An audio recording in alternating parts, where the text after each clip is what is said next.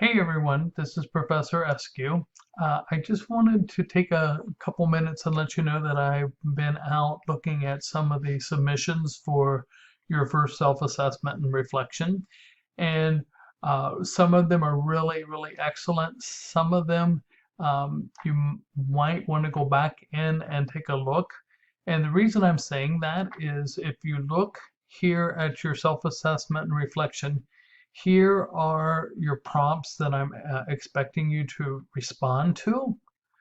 But more importantly, down here is the self-assessment rubric.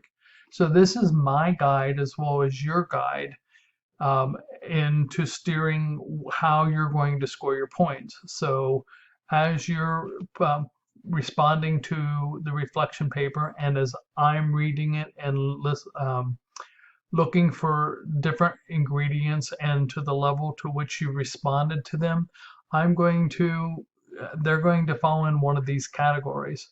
So what I guess I'm telling you is this rubric is important to you because it helps you know what level of response you should give in order to score these points. Okay?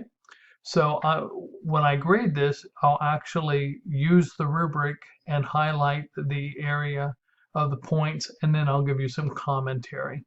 So I just wanted to let you know if you choose, you can go back into your submission and take a look. I would look at this rubric first, and then I would look at my response and see where you think your points are going to line up. Okay?